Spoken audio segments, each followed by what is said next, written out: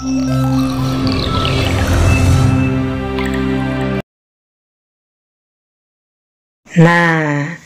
kita masuk ke slide selanjutnya, yaitu di slide yang keempat tentang faktor-faktor terjadinya perubahan ruang. Oke, sekarang kita pindah dulu ya ke slide yang keempat ya. Oke, sekarang kita lihat slide yang keempat. Tadi kita sudah bahas nih, ada beberapa perubahan yang terjadi ya. Nah, terutama kalau di Indonesia kita akan lihat ada banyak perubahan yang kamu bisa lihat kan, ya. Sebetulnya perubahan-perubahan ini tidak muncul begitu saja, dan waktunya pun ada yang cepat, ada yang lambat. Oke. Nah, ada beberapa faktor yang menyebabkan terjadinya sebuah perubahan di dalam ruang atau di dalam sebuah wilayah. Kita sekarang karena bahasan kita tentang Indonesia dan Asia Tenggara, jadi Ibu sekarang langsung ngomongnya faktor-faktor apa saja sih yang menyebabkan terjadinya perubahan di Indonesia atau di Asia Tenggara ya. Oke. Nah, ada faktor yang pertama adalah faktor alam. Ya, faktor alam itu maksudnya apa sih, Bu? Nah, faktor alam itu adalah faktor yang ya terjadi dengan sendirinya karena memang alamiah terjadi dan memang kondisinya seperti itu, sudah dari sananya. Ya. Nah, faktor alam ini mencakup tentang apa? Nah, ini mencakup tentang kondisi astronomis dan kondisi geografis dari suatu wilayah Indonesia contohnya. Ya. Jadi kondisi astronomis Indonesia itulah yang menyebabkan kita mengalami perubahan. Ya, jelas ya. Kemudian kondisi yang kedua yang termasuk ke dalam faktor alam, kondisi geografis, itulah yang menyebabkan Indonesia mengalami perubahan. Negara-negara di Asia Tenggara juga mengalami hal yang sama. Kondisi astronomis dan kondisi geografis itu juga yang menyebabkan terjadinya perubahan di negara-negara Asia Tenggara. Bahkan ya, kondisi alam ini juga yang menjadi penyebab terjadinya hubungan antar negara atau terciptanya ASEAN. Ya, sebelum kita membahas lebih lanjut ya tentang tentang faktor alam ini, kita lihat dulu kondisi astronomis itu akan memberikan pengaruh terhadap apa sih ya. Kondisi astronomis itu akan memberikan pengaruh terhadap sebuah negara karena katanya di situ lihat astronomis itu akan menyebabkan negara itu memiliki posisi yang strategis atau tidak. Ya, kalau sudah strategis artinya posisinya baik. Kalau strategis itu artinya memungkinkan negara-negara luar, negara-negara lain bisa lewat ke atau melewati negara Indonesia. Ya. Nah, karena banyak sekali yang lewat, berarti secara otomatis akan terjalin hubungan di antara Indonesia dan negara-negara yang lewat itu. Ya. Mungkin yang lewatnya bukan langsung satu negara, tapi per kelompok pertamanya. Ya, mungkin kamu sudah pernah dengar ya ada hubungan perdagangan dulu sekali. Di zaman Belanda, di zaman India, mereka bisa masuk ke Indonesia. Ya, itu sebetulnya karena kita memiliki posisi yang sangat strategis. Kok bisa orang India datang ke Indonesia? Kok bisa orang Barat datang ke Indonesia? Kok bisa orang Cina dari China sana bisa datang ke Indonesia? Karena kita selalu dilewati. Posisi kita strategis. Ya. Lalu kemudian apa yang menjadi pengaruh dengan letak yang strategis ini? Yang pasti karena letak strategis inilah memungkinkan terjadinya hubungan dagang. Kalau kita lewat, nggak mungkin lah ya kita lewat lalu kemudian lewat begitu saja. Apalagi kalau dulu negara-negara China, India gitu ya, negara-negara barat itu sudah datang dan membawa barang-barang dagang, mau berdagang ke negara mana, tapi karena ngelewatin Indonesia, mampir dulu lah. Nah, itulah awalnya kita membuat hubungan perdagangan. Jadi hubungan dagang itu sudah sejak dulu terjadi, bukan sekarang aja. Jadi sejak zaman dulu sekali itu sudah dilakukan, ya. Kalau sudah ada hubungan perdagangan, kira-kira hubungan perdagangan itu memberikan apa? Untung dan rugi dong, ya. Tapi yang pasti secara ekonomi artinya ini memberikan pengaruh besar. Orang Indonesia yang tadinya tidak berdagang dengan negara luar ya jadi terbantu dong. Jadi ada perdagangan dengan negara luar. Kalau ada orang luar yang pengen berdagang ke Indonesia, lalu kemudian dia juga ingin tertarik melihat barang-barang Indonesia. Nah, kan akhirnya jadi yang belinya lebih banyak ya. Gitu kira-kira ya. Nah, selain kehidupan perekonomian, di kehidupan sosial atau masyarakat itu juga jadi terpengaruh. Ya. Contoh misalnya adanya sebuah pernikahan campur antar orang Indonesia dengan orang dari negara luar yang masuk Indonesia, itu juga bisa terjadi, atau bahkan memberikan pengaruh kehidupan.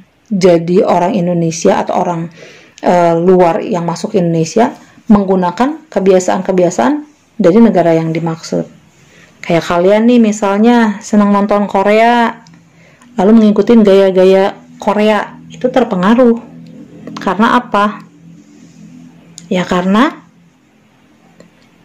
kita menjalin hubungan dengan orang-orang Korea. Stylenya oke sih bu, gaya keren. Jadi kalian ngikutin juga. Itu perubahan di dalam kehidupan masyarakat kalian ini. Oke, jelas ya. Dan masih banyak lagi perubahan-perubahan lain yang muncul akibat kondisi yang strategis ini. Ya, kita sama-sama tahu bahwa Indonesia itu ada di antara dua benua dan dua samudra. Ini yang menyebabkan kita jadi sangat strategis. Di benua A dengan benua B itu terdapat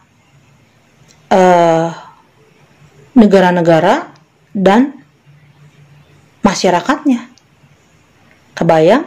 Jadi begitu banyak negara-negara dan orang-orang di benua A dan di benua B, lalu mereka menjalin hubungan kerjasama. Nah, pas mereka menjalin hubungan kerjasama, mereka melewati Indonesia. Jadi kita kena dampaknya. Sama juga dengan di dua samudra. Jadi kita berada di antara mereka. Di samudra A dan samudra B juga sama. Ada warga masyarakatnya juga. Nah, ketika mereka menjalin hubungan kerjasama, sekali lagi Indonesia dilewatin. Sehingga kita mendapatkan imbas yang positif. Hubungan perdagangan kemudian mulai terjalin. Sampai di sini jelas? Makanya di situ ibu sudah menuliskan di situ. Coba kamu lihat ada yang tulisan mengenai di antara dua benua dan dua samudra dan menyebabkan letaknya strategis sehingga memunculkan interaksi antar negara seperti dilakukannya hubungan perdagangan yang ramai. Indonesia terkenal memiliki perdagangan yang ramai karena menjadi lalu lintas pelayaran dunia. Dan yang pasti hal ini berdampak terhadap perekonomian di Indonesia. Makanya kita sekarang lihat ada begitu banyak barang-barang dagangan masuk ke Indonesia. Bener? Coba lihat handphone kamu. Mereknya apa? Dari mana? Coba lihat peralatan-peralatan kamu semua yang ada di rumah. Ada nggak yang mereknya berasal dari Indonesia? Kayaknya brandnya, mereknya semuanya dari China, dari negara luar. Ada sih bu dari Indonesia, ada memang. Tapi sebagian besar dari luar ya, betul? Oh iya sih Bu, lebih murah. Nah itu salah satu contohnya. Ya, kita dapat harga lebih murah, kemudian kita juga semakin mengikuti perkembangan dan lain sebagainya ya. Berdampak terhadap perekonomian di Indonesia. Oke, sampai di sini kalian sudah paham bahwa kondisi astronomis ini kemudian menyebabkan terjadinya sebuah perubahan. Perubahan apa kira-kira yang terjadi? Perubahan terhadap perekonomian masyarakat. Betul. Ya, dari yang biasa saja jadi lebih baik, jadi meningkat karena kondisi alam kita yang strategis. Jelas? Oke. Kemudian selain kondisi astronomis, ada lagi kondisi yang selanjutnya. Kita akan lihat di slide yang kelima. Ya, di slide yang kelima ini bicara tentang kondisi geografis yang mempengaruhi terjadinya perubahan. Oke. Nah, anak-anak, untuk slide yang kelima, Ibu akan skip untuk pertemuan kita selanjutnya. Tapi ya, Ibu mau kamu lompat ke slide yang ke-6. Di situ ada pertanyaan ketiga, keempat, dan kelima. Oke. Di situ dituliskan berikan satu contoh. Pertanyaan yang ketiga ya, berikan satu contoh peristiwa gunung meletus boleh, banjir atau gempa yang pernah terjadi di Indonesia. Lalu perubahan apa yang kira-kira kamu lihat, kamu temukan dari gunung meletus itu? Kalau kamu pilih gunung meletus, kira-kira apa sih perubahannya? Apa yang berubah dengan terjadinya gunung meletus? Kamu boleh sebutkan perubahan, Bu. Kalau perubahan alam boleh nggak, Bu? Boleh. Apanya yang kamu lihat berubah? Bu, tadinya gunungnya ada jadi nggak ada nih, Bu. Boleh nggak? Boleh. Kalau gara-gara gunung meletus, kira-kira lahar bikin apa tuh ke tanah? Bikin bagaimana? Dari bagaimana menjadi bagaimana? Nah, itu juga boleh. Atau banjir. Ya. Provinsi mana yang sering mengalami banjir di Indonesia? Nah, benar. Pasti ada yang ngomong Jakarta ya. Oke. Itu boleh kamu jadikan contoh ya. Dan jangan lupa menyebutkan satu perubahannya ya. Sip. Lalu kemudian kamu lihat ada pertanyaan nomor 4 dan nomor 5. Nah, supaya nanti kita bisa membahas tentang kondisi geografis Indonesia. Nah, Ibu mau kamu cari, tuliskan ya, posisi atau letak Indonesia secara astronomis dan geografis itu kamu jelaskan. Misalnya, letak Indonesia secara astronomis adalah berada di antara atau posisi geografis Indonesia itu ada di antara apa dan apa. Jelas? Nah, kalau kita sudah bahas Indonesia, Ibu juga minta tolong kamu menjelaskan posisi atau letak geografis dan astronomisnya wilayah Asia Tenggara. Jelas ya? Jadi, yang kamu harus cari adalah letak astronomis dan geografis Indonesia, kemudian letak astronomis dan geografis Asia Tenggara. Oke. Ibu penjelasannya sampai ke astronomis dulu ya. Setelah ini kamu ambil buku, lalu kemudian kamu mengerjakan 5 pertanyaan ini. Setelah itu kamu posting di Google Classroom. Ibu tunggu hari ini sampai jam 8.20. Oke. Kamu kan hari ini sampai jam 8.20 ya. Jadi Ibu tunggu sampai jam 8.20. Cukup waktunya? Oke. Selamat mengerjakan ya. Ibu tunggu.